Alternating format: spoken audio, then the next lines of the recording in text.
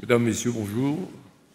Donc, François Berthier a un peu planté le décor d'une certaine manière du monde dans lequel nous vivons, des problèmes auxquels nous devons faire face dès que nous nous intéressons à l'aménagement urbain, ce qui est quand même un de nos premiers devoirs, puisque la population de la planète, comme vous le savez, augmente régulièrement et nous nous devons de faire face à cet accroissement en logeant les personnes, en leur proposant des villes et des bâtiments sur lesquels ils vont pouvoir être heureux, travailler, se développer. Et cela, évidemment, c'est un devoir un peu sacré que nous avons et que nous devons aborder de la manière la plus éclairée possible. C'est pour ça que les préalables sont très importants, en l'occurrence, pour ne pas commettre d'erreurs. Quand elles sont commises, ces erreurs, on l'a vu dans l'urbanisme d'après-guerre, elles sont très très longues à réparer, voire irréparables. Donc, il vaut mieux être bien informé et faire attention. Voilà. Alors, qu'est-ce que vient faire l'architecture dans la chimie? C'est la question qu'on se pose tous, et c'est que je me suis posé aussi avant de venir vous parler, parce que, effectivement, je fréquente assez peu les chimistes, mais je fréquente beaucoup les industriels, je fréquente beaucoup les matériaux, et je me trouve dans des situations, finalement, où, mine de rien, la question de la chimie est régulièrement posée, à la fois dans les façons d'habiter, à la fois dans les façons de construire, à la fois dans les façons de faire évoluer, de transformer, c'est-à-dire à peu près dans tous les sujets qui me préoccupent dans ma vie professionnelle. Et donc c'est pour ça que j'étais venu déjà une fois vous en parler, et je reviens une deuxième fois vous en parler quelques années plus tard, avec un grand plaisir, sachant que la situation, effectivement, a beaucoup évolué, ce qui vaut la peine que nous en reparlions. Alors, la question, j'avais intitulé mon exposé « la ville transformée et non plus créée ». Alors, qu'est-ce que je voulais dire par là? Je voulais dire qu'en fait, pendant longtemps, et surtout dans la période d'après-guerre, nous avons considéré que la ville nouvelle devait être reconstruite à partir du sol libéré de ces anciennes structures. C'est-à-dire qu'on considérait que les bâtiments avaient un cycle de vie, que ce cycle de vie étant atteint, il méritait d'être démoli pour être rebâti autrement, avec d'autres programmes, d'autres matériaux, quelquefois même d'autres architectures. Et aujourd'hui, évidemment, cette question est devenue beaucoup plus délicate à traiter, parce que la question de la démolition pose un problème de l'utilisation des matières. François Berthier vient de le rappeler, de la projection de gaz carbonique dans l'atmosphère, de création de déchets nouveaux, et de dépenses d'énergie quelquefois inutiles. Donc la question qui a été posée aux architectes et à laquelle je me suis intéressé, c'est pour ça que je vais vous montrer quelques exemples en l'occurrence, c'est est-ce que face à un problème particulier, face à des bâtiments existants, est-ce qu'on peut transformer ces bâtiments? Et les transformer, non pas seulement les rénover comme on l'a fait pendant longtemps, mais les transformer structurellement. C'est-à-dire par exemple, lorsqu'on a des bureaux dont on ne se sert plus, est-ce qu'on peut en faire des logements? Est-ce qu'on a des logements dont on ne se sert plus? Est-ce qu'on peut en faire un hôtel? Et ainsi de suite. C'est-à-dire, est-ce que les fonctions urbaines, finalement, peuvent muter d'une fonction à l'autre facilement et le faire dans des technologies et un environnement vertueux? C'est-à-dire qu'au total, on obtienne d'abord un bâtiment rénové avec une dépense d'énergie minimale pour y être arrivé, et que ce que l'on obtienne à la fin, ce n'est pas simplement un bâtiment rénové, repeint, rebâti, c'est un bâtiment complètement transformé, c'est-à-dire c'est un autre bâtiment. C'est une véritable renaissance du bâti que nous cherchons finalement. Alors le premier exemple que je vous montre, vous allez voir, c'est très frappant. Ce bâtiment que vous voyez là, ici, c'est l'école des mines télécom. Alors ça tombe bien, des ingénieurs chimistes, oui. Les mines télécom qui étaient rue d'Arrault, et un bâtiment qui appartient à une foncière, ce qui est le cas de beaucoup de bâtiments dans les espaces urbains maintenant. C'est ces sociétés qui capitalisent sur de la propriété immobilière, qui ensuite louent des bâtiments ou les transforment ou les rebâtissent, et qui utilisent l'immobilier comme un capital de croissance et d'investissement pour leur société. Donc ce bâtiment est propriété d'une grande foncière française qui s'appelle Gessina, et ce bâtiment était vide depuis 8 ans. Il est dans un endroit charmant qui est à côté du parc Montsouris, c'est tout, c'est un endroit très élégant, 14e arrondissement chic, rue d'Arrault, entouré de logements. Et ce bâtiment, vous voyez, était ouvert à tous les vents depuis 8 ans, squatté de temps en temps, en tout cas là, sous les yeux de tous les habitants du 14e qui se disaient « mais qu'est-ce qu'on va faire de ce bâtiment ?» Et c'est la question qui a été posée par le propriétaire, Gessina, qui m'a été posée en disant « est-ce que tu es capable, dans un modèle économique qui convient, évidemment, parce que c'est ça toujours la limite du jeu de l'architecture, c'est le modèle économique qui convient. C'est à la fois la gloire des architectes et à la fois leur calvaire d'avoir un modèle économique qui convient. Quoi. Bon, donc, et si vous n'y arrivez pas, évidemment, le projet ne se fait pas. Donc la question qui était posée, est-ce que vous êtes capable, sur ce bâtiment, de le transformer en logement ? Alors la réponse est oui, évidemment, on est capable, dans certaines conditions. Alors ce bâtiment, on va le transformer en logement. Alors je vous ai mis, pour aller vite, parce qu'on a très peu de temps, on a 30 minutes chacun, on pourrait vous raconter beaucoup d'histoires plus longues, mais là, le temps est limité. Donc je vous ai mis sur la page, sur l'image de gauche, le travail que nous avons fait sur le bâtiment existant, et je vous ai mis sur la page de droite le bâtiment tel qu'il est devenu aujourd'hui. Et nous nous sommes rendus compte, en abordant cette question, que ce n'était pas si simple que ça, évidemment. C'est-à-dire que d'abord, la structure d'un bâtiment de bureau est tout à fait différente de celle d'un logement. Un bâtiment de bureau, c'est une structure horizontale, c'est-à-dire que ce sont des plateaux sur lesquels on travaille, et avec des escaliers aux deux extrémités, le plus éloignés possible, pour monter et descendre dans le bâtiment. Peu de gaines verticales, peu de circulation verticale, sauf des toilettes, quelquefois, des choses comme ça. Un logement, c'est l'inverse de ça. C'est-à-dire un logement, c'est une structure verticale parce qu'il faut monter le plus souvent possible pour avoir des appartements traversants, pour aller de façade à façade. C'est l'idéal d'un logement, avoir du soleil des deux côtés de chez soi. Et ce sont des bâtiments qui sont percés, avec des dalles percées régulièrement de gaines, évidemment, pour faire descendre les salles de bain, les toilettes, les cuisines, enfin toutes les verticales qu'il y a dans un logement.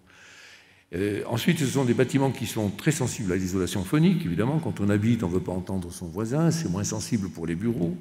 Et ce sont des bâtiments qui sont très sensibles à l'isolation thermique, puisqu'ils ont à rendre des comptes sur les consommations, puisque les occupants payent des charges pour ça.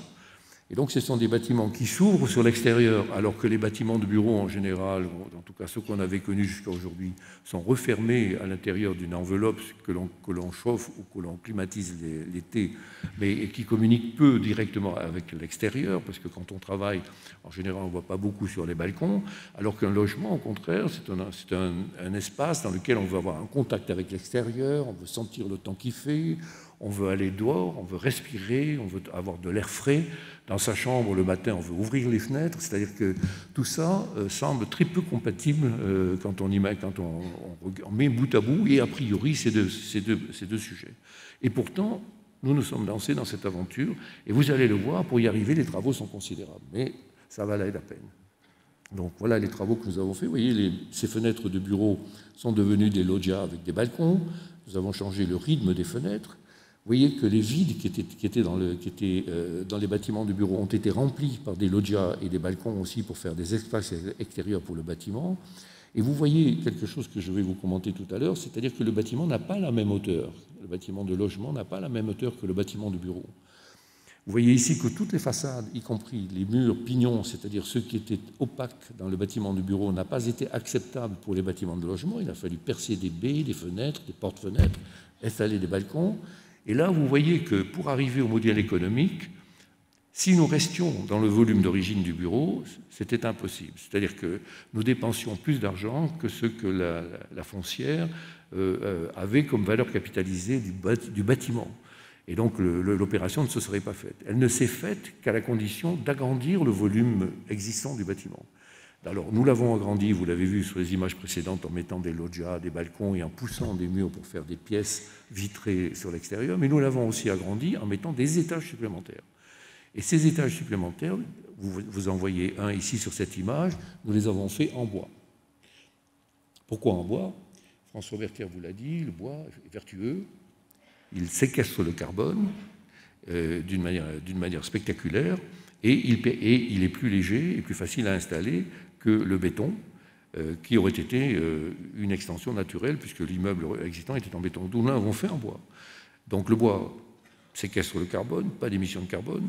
Le bois est léger, c'est-à-dire que les fondations que nous avions et les structures que nous avions de cet immeuble, nous avons pu les garder sans les renforcer, puisque ou un peu les fondations, mais pas les structures de plancher, puisque le bois est beaucoup plus léger que le béton, béton.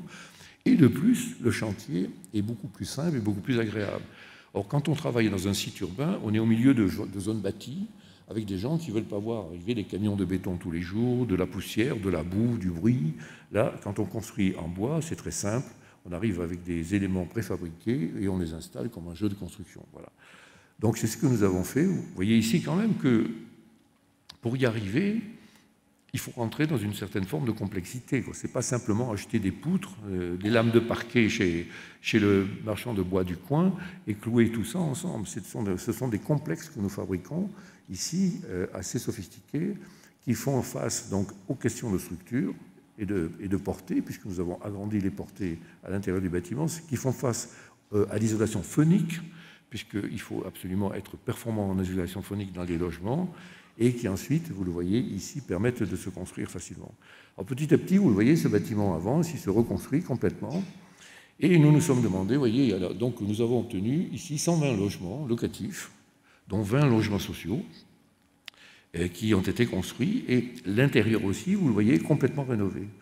Et quand je passe, moi, dans la rue, quand je passais dans la rue d'Arro, à fois que le bâtiment est fini, les gens m'arrêtaient en me disant oh, « c'est formidable ce bâtiment que vous avez construit », etc. C'est-à-dire que vous ne pouvez pas me faire un meilleur compliment, c'est-à-dire que les personnes considéraient que le bâtiment était nouveau. C'est-à-dire que nous avions réussi cette performance dont je vous parlais tout à l'heure, c'est-à-dire de ne pas faire une simple rénovation, mais de faire une recréation, finalement, à partir d'un bâtiment existant. Alors, nous avons voulu aller un petit peu plus loin sur ce bâtiment, la nature en ville. François en a parlé. Évidemment, nous avons recréé des jardins, des terrasses plantées, nous avons fait tout ce qui fait beau aujourd'hui et tout ce qui réduit les îlots de chaleur dans la ville. Ça, c'est maintenant dans toutes les... Nous avons évidemment, du point de vue de l'environnement aussi, introduit toutes sortes de... y compris les petits clichés avec les boîtes à insectes, mais ça, c'est amusant et les enfants des familles adorent ça. Mais surtout, ce que nous avons fait, nous sommes rentrés dans l'économie circulaire.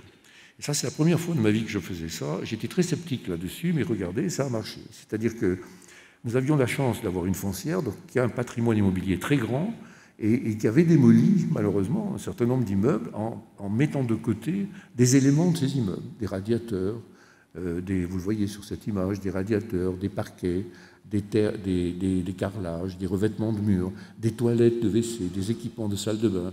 Eh bien, nous avons récupéré tous ces éléments et nous les avons réinstallés dans le bâtiment rénové.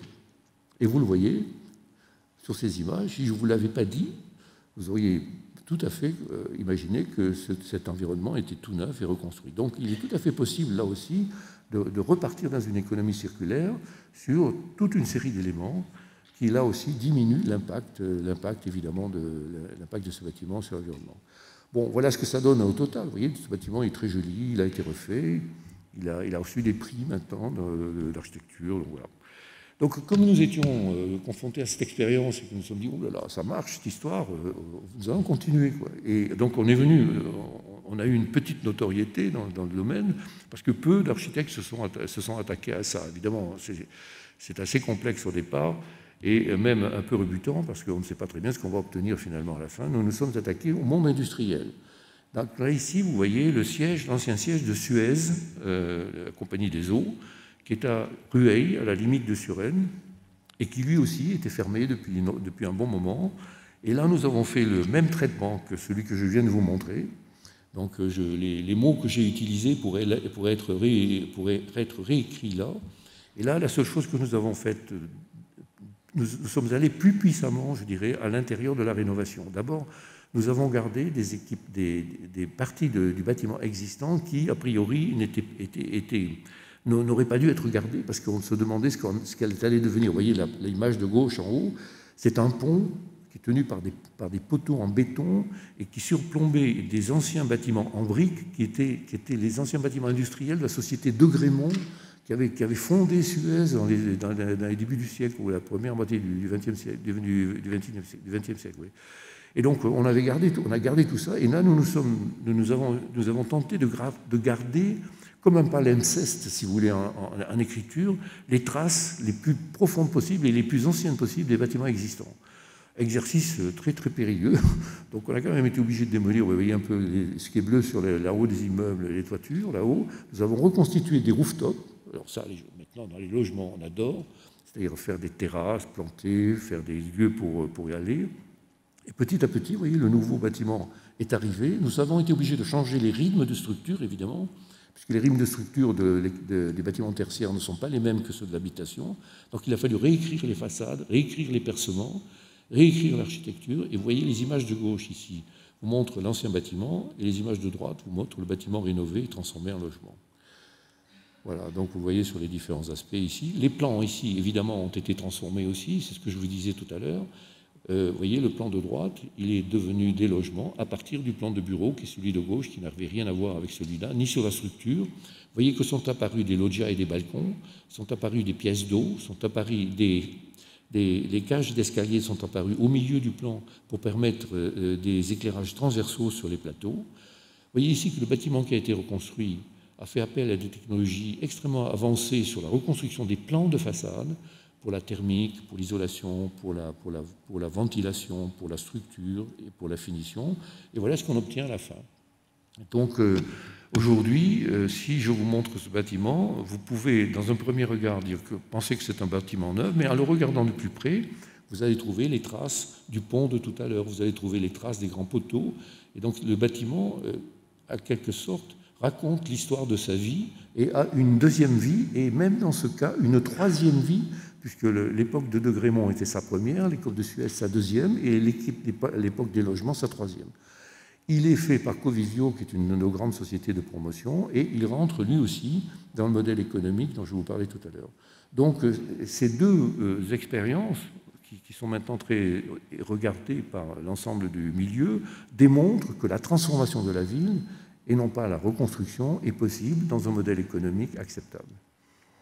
Voilà, donc nous faisons labelliser évidemment ces bâtiments. Nous avons des associations, vous avez certainement entendu parler de BBCA, qui parlent de ces constructions durables. Deuxième exemple que je voulais vous montrer, c'est essayer d'aller vite, c'est, nous sommes dit, il faut continuer cet apprentissage de l'économie de CO2 en travaillant sur le bois. Et nous nous sommes dit, nous allons prendre ce qui a l'air d'être le plus compliqué à faire, le plus difficile, c'est-à-dire nous allons construire une tour de 57 mètres de haut en bois. Et alors il fallait trouver un client pour ça, c'était pas évident. Nous en avons trouvé un à Bordeaux qui était Fage Construction. Et Fage Construction a dit ça nous intéresse, on y va. Et il fallait trouver une ville qui soit intéressée par ça. Et c'était l'époque d'Alain Juppé à Bordeaux. Et Alain Juppé a dit moi ça me plaît cette histoire. Faites-moi une tour et un petit quartier autour, à l'orée de la gare de Saint-Jean à Bordeaux, dans ce nouveau quartier de Belsier qui est au bord de la Garonne. Donc nous avons donc construit ce quartier. Là, vous voyez des images de ce quartier. Et nous avons fait cette tour en bois. Mais là, encore une fois, et là nous atteignons un deuxième point de mon exposé, c'est que nous sommes obligés, dans ces tentatives maintenant de performance énergétique et de décarbonation, de faire des projets mixtes. C'est-à-dire que nous sommes obligés de mêler les technologies et les matériaux.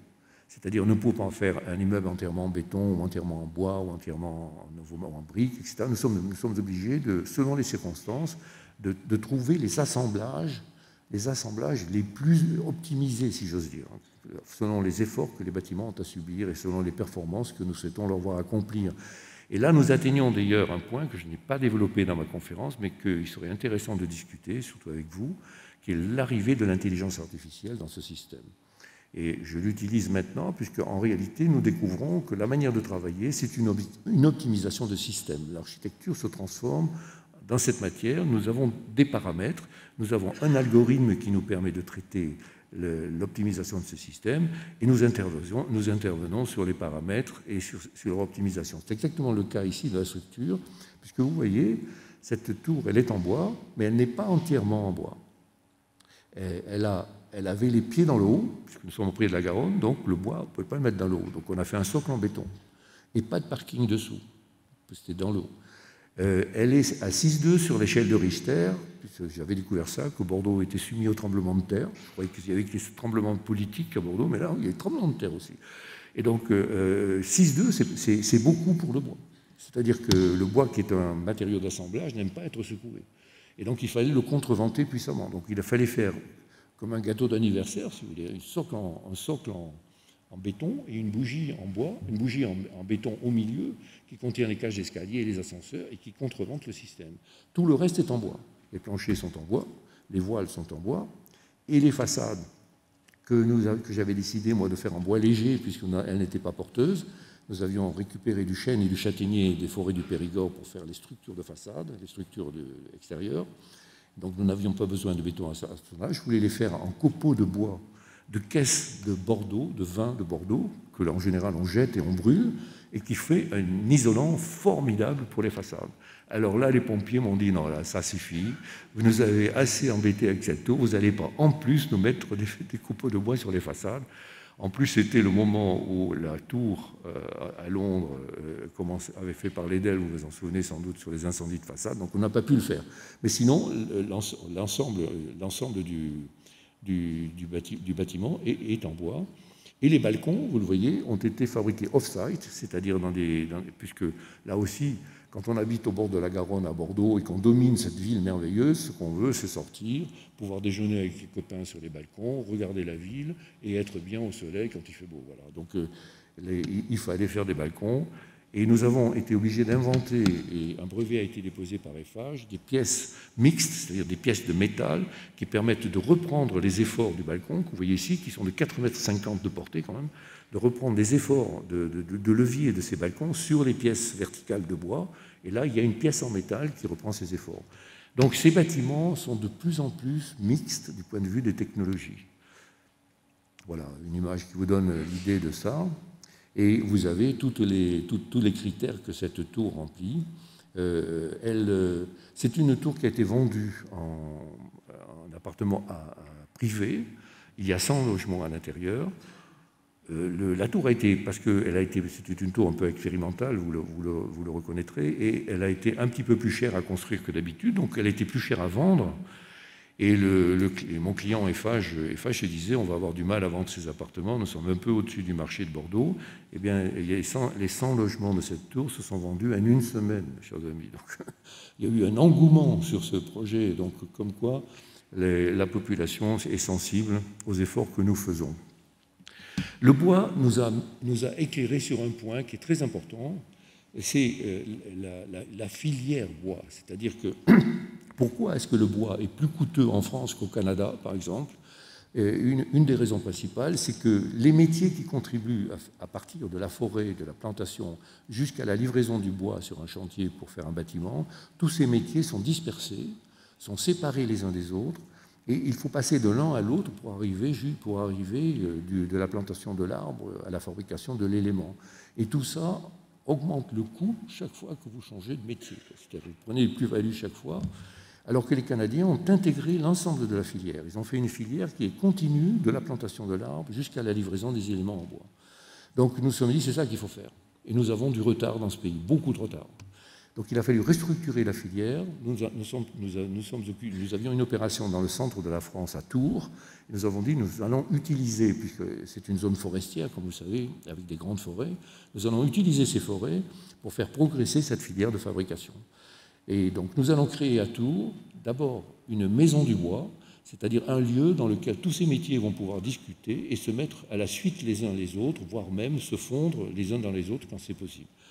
Donc nous avions des casernes à Tours, vous les voyez là, il y a des casernes derrière, il y a une partie qui a été démolie.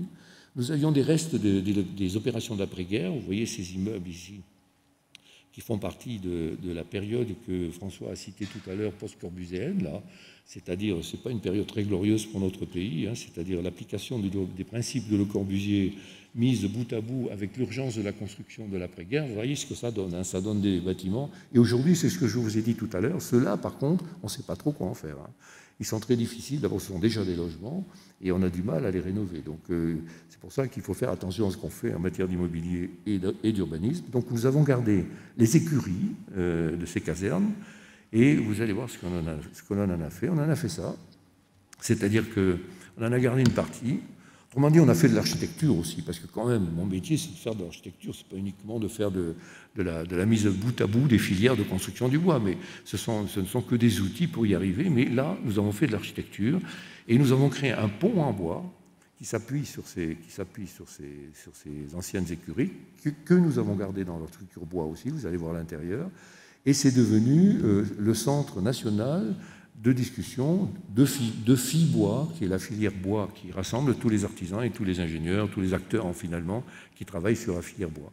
Et nous l'avons mis au centre d'un quartier, vous voyez, que nous faisons, c'est-à-dire comme un bâtiment de la ville, puisque c'est nous qui construisons aussi des bâtiments neufs qui sont derrière à la place. Vous voyez ce que ça donne à l'intérieur, vous voyez, c'est très agréable, très joli en bois, avec cette chaleur, ce plaisir qu'on a de côtoyer le bois toujours au centre du projet ici. Voilà, un des derniers exemples que je vous montre, vous savez, l'architecture, moi, j'ai combien de temps encore? 5 minutes. L'architecture est un art contextuel. Voilà. Pendant longtemps, la modernité de l'après-guerre a fait ce qu'on appelle le modernisme, c'est-à-dire les architectes qui étaient modernistes. Moi, on m'a traité de moderniste, donc c'est pas une insulte, mais au contraire, c'était plutôt un compliment à une certaine époque. Mais ça venait essentiellement des États-Unis, puisque c'est aux États-Unis que le modernisme était né, de par l'immigration des fondateurs du Bauhaus dans la période du nazisme, qui avaient immigré aux États-Unis et qui avaient créé un mouvement américain qui était revenu sur l'Europe après. Donc en Europe, nous étions des modernistes. Et les modernistes donc, ont modernisé l'architecture, ce qui était une qualité, mais surtout, leur défaut, c'est de considérer que le modernisme était une valeur universelle. C'est-à-dire que le modernisme était applicable sur la planète tout entière. Vous l'avez vu tout à l'heure, la planète tout entière, elle change beaucoup. François vous l'a montré, et il y a urgence à regarder de plus près.